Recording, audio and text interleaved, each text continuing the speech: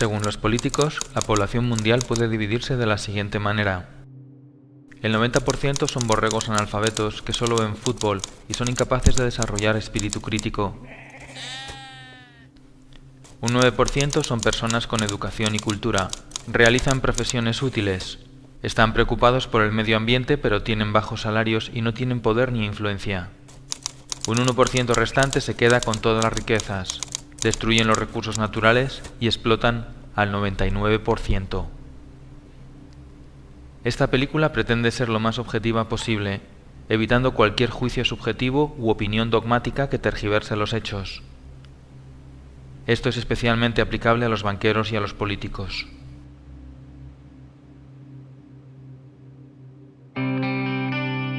Según el Bank for International Settlements, los bancos alemanes y franceses tienen expuestos en la economía española y la italiana unos 730.000 millones de euros. Según Santa Claus, el mayor problema de la economía española es el déficit público.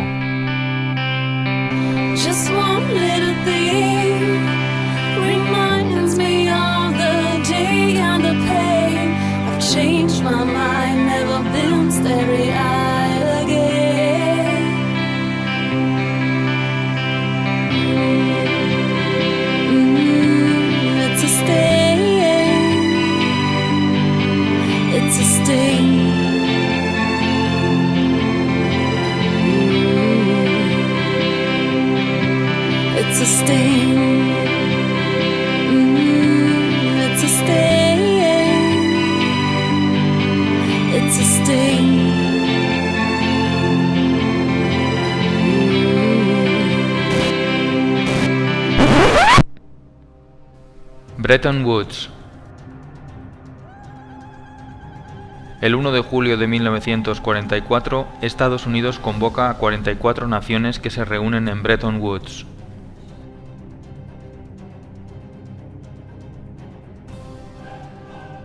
Se piensa que para llegar a la paz y a la prosperidad hay que implantar una política librecambista.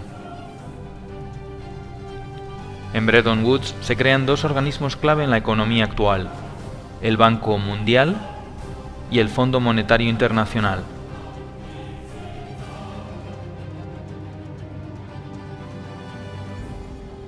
El Fondo Monetario Internacional tenía como misión conceder préstamos a países con problemas en la balanza de pagos.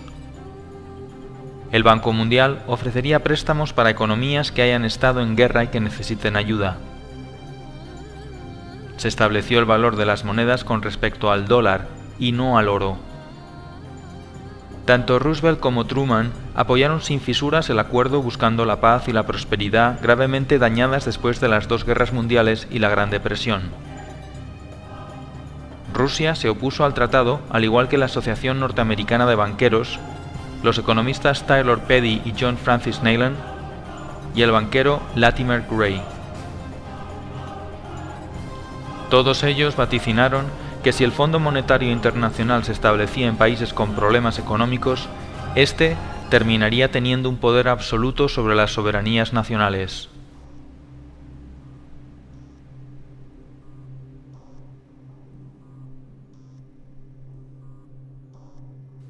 Entonces, surge una pregunta: ¿qué es el dinero?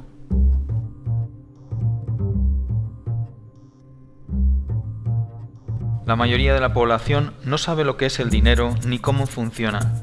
De esa forma pueden ser engañados, manipulados y controlados fácilmente por los bancos y por los gobiernos.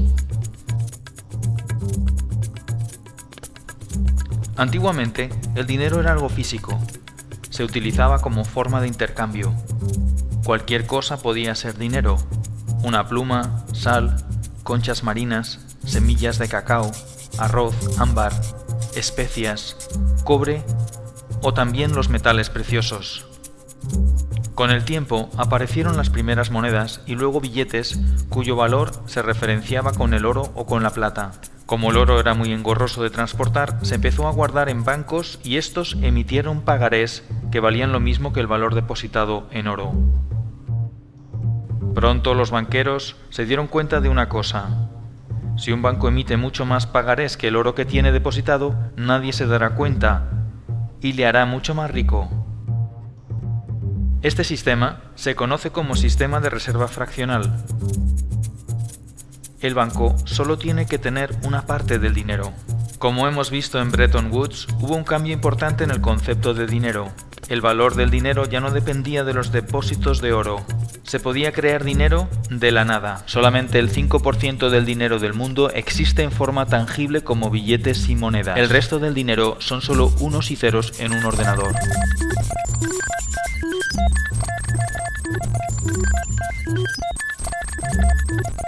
La actual política monetaria se basa en el sistema de reserva fraccionaria.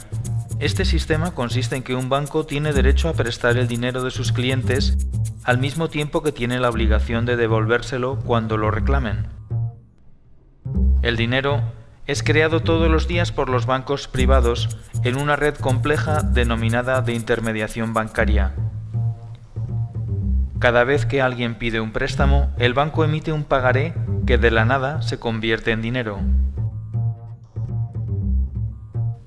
Aunque se crea el dinero de esta manera, el sistema está fuertemente regulado y se basa en la confianza. Para que esto sea posible, se establece un pequeño control llamado el requerimiento fraccional de reserva. El requerimiento fraccional de reserva es el límite que impone un gobierno para la creación de dinero mediante el coeficiente de caja.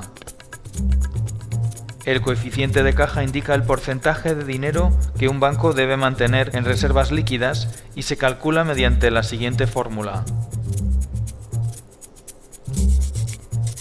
Según el reglamento 1745/2003 del Banco Central Europeo, el coeficiente de caja está en un 2%.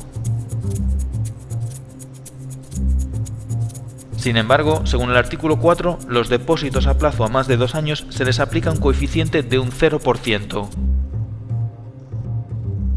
Esto quiere decir que se puede crear dinero de la nada ilimitadamente sin generar depósitos de reserva. El único límite en el mercado interbancario será el definido por el efecto multiplicador del dinero, pero en la práctica no hay límite.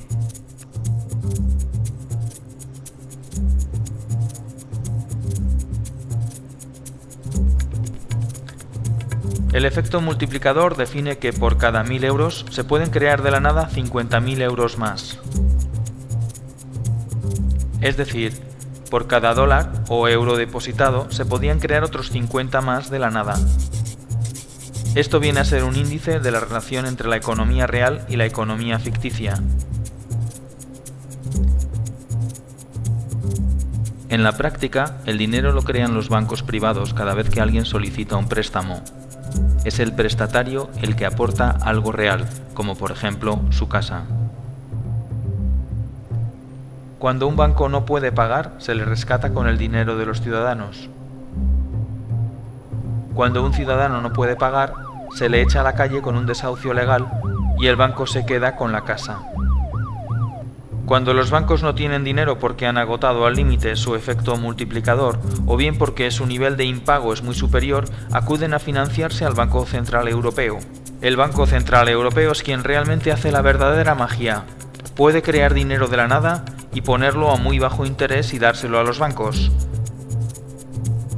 Ese dinero luego lo utilizan los bancos para especular, comprar bonos que el propio Estado tiene que devolver con mayor interés y prestarlo a intereses mucho mayores del 1%, generándoles unas plusvalías inmediatas por no hacer nada.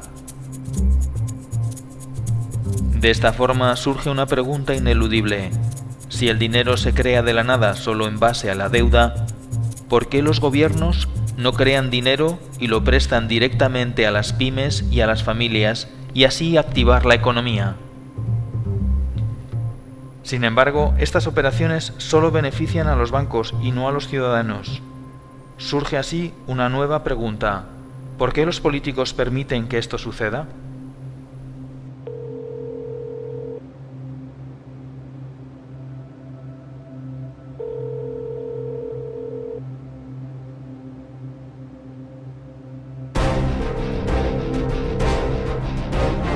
Teoría de las puertas giratorias.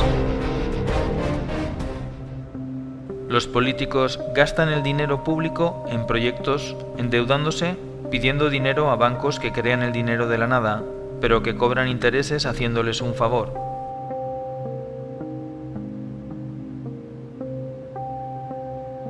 Este dinero generado de los impuestos de los ciudadanos y aumentado por nuevos préstamos va a parar a empresas amigas que diseñan presupuestos sobrevalorados mediante ingeniería financiera de forma legal. Una obra que cuesta 120 millones ahora cuesta 160 millones por arte de magia. Los proyectos suelen ser obras públicas de gran calado y se vende la idea de que este tipo de proyectos mejoran la economía del país y son buenos para la gente. Cuando esta operación se hace bien no pasa nada, pero cuando se hace mal se descubren tramas de corrupción y pueden ser juzgados por la ley.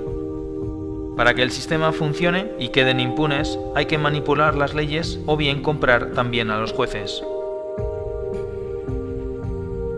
Una vez que el político se queda con la diferencia, el dinero se guarda en paraísos fiscales lejos de cualquier control.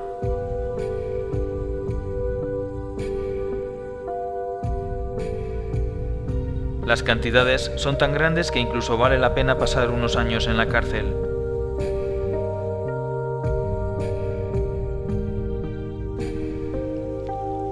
Para devolver el favor que los bancos hacen a los políticos, estos legislan haciendo que la banca siempre gane y organizando más tarde sustanciosos rescates con el beneplácito de las instituciones internacionales que están metidas en el ajo.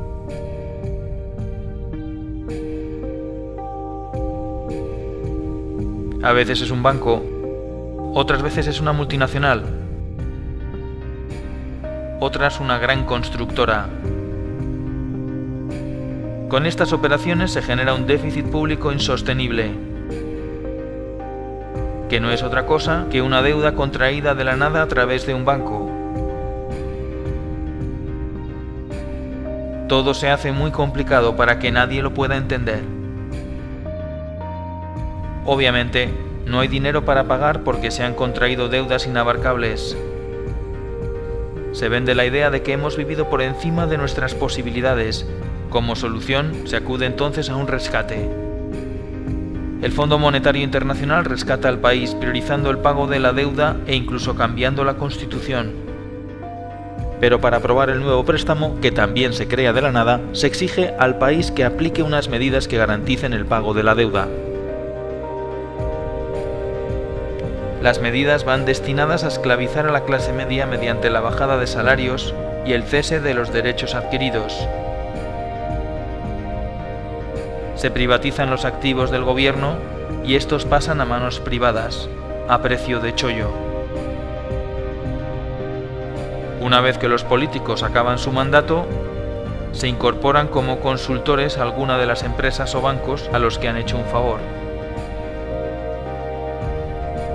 Muchos de los altos directivos de empresas como Goldman Sachs, Lehman Brothers, JP Morgan, Morgan Stanley y los grupos energéticos terminan trabajando en los diferentes gobiernos y viceversa, confirmando una vez más la teoría de las puertas giratorias.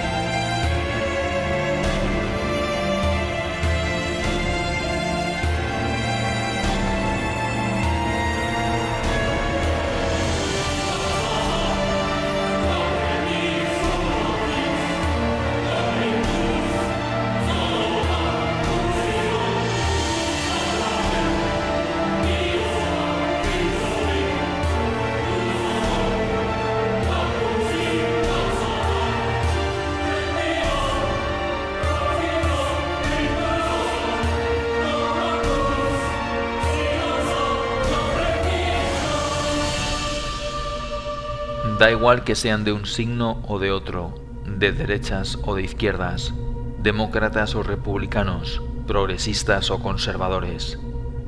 La realidad económica nos señala que los políticos, en lugar de prestar sus servicios a la ciudadanía al 99%, la prestan al 1%.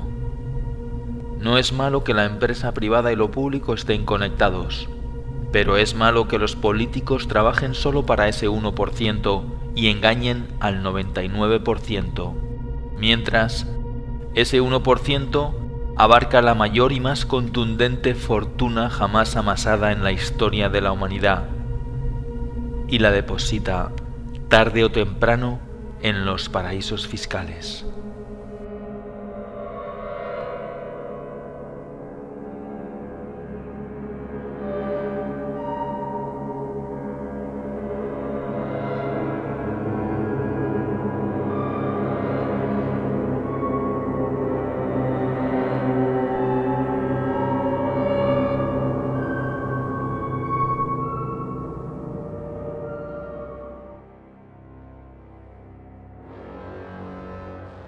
La gran mayoría de las empresas que cotizan en el IBEX 35 tienen presencia en los paraísos fiscales.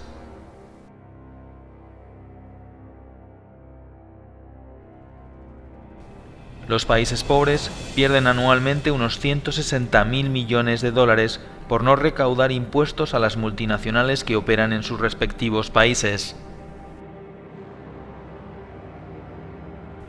Según Eurostat, las inversiones financieras destinadas a los paraísos fiscales provenientes de la Unión Europea en el año 2011 ascendieron a 58.900 millones de euros.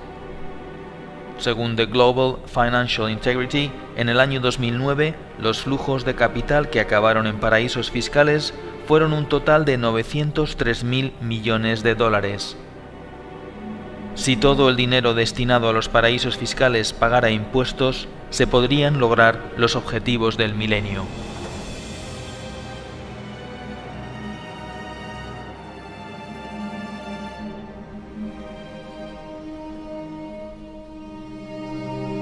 Como hemos visto, el principal problema de la economía no es el déficit público, ni siquiera la deuda.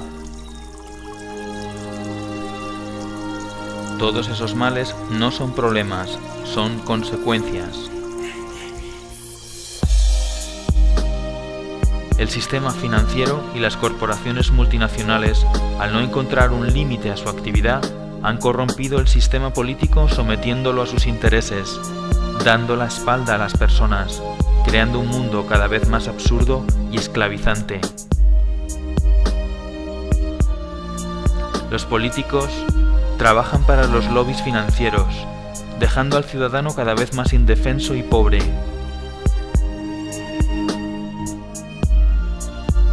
Dos tercios de los habitantes de nuestro planeta son pobres, y más de 1.000 millones de personas conviven con la malnutrición y el hambre. Y mientras, se inyectan miles de millones de euros a los bancos.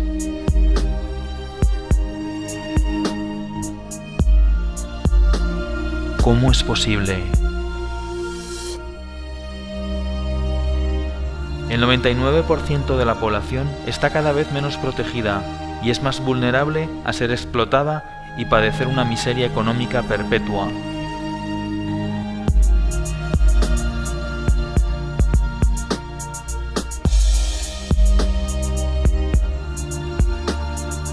No es una crisis, es la mayor estafa de la historia. Todo por culpa de unos pocos que manipulan la economía y las leyes a su antojo. Entonces, surge una nueva pregunta, tal vez la última. ¿Qué podemos hacer?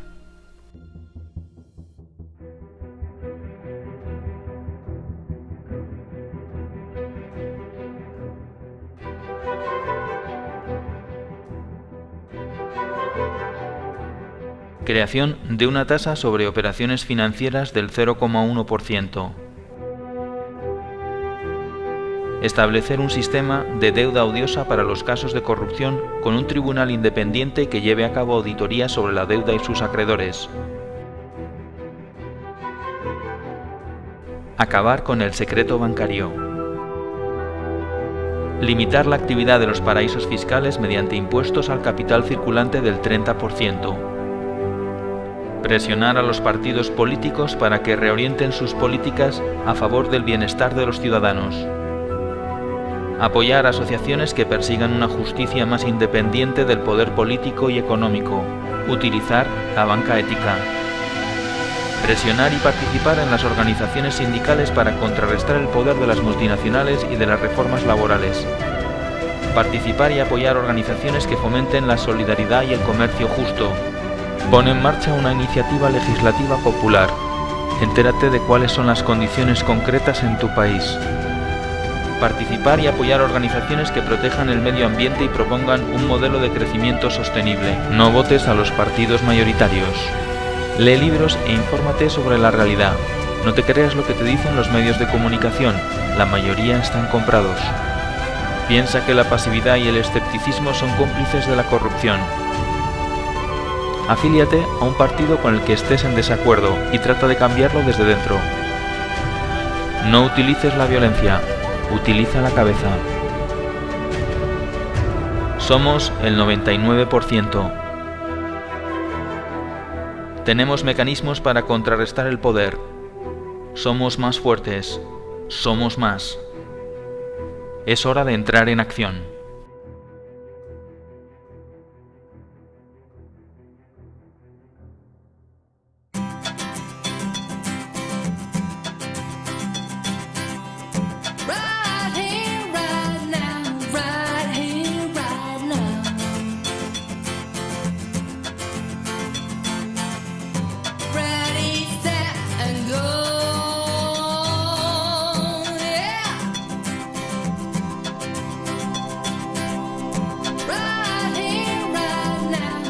Millennium development project 8 बैनुल-अक़वामी तरक्याती मनाज़िल हैं जिन्हें सरकारी तौर पर करारदाद की शक्ल में अक़वामी मुत्तहिदा के मिलेनियम समिट के बाद अपनाया गया था। ये मिलेनियम समिट अक़वामी मुत्तहिदा की मिलेनियम डिक्लेरेशन के बाद करार पाया था।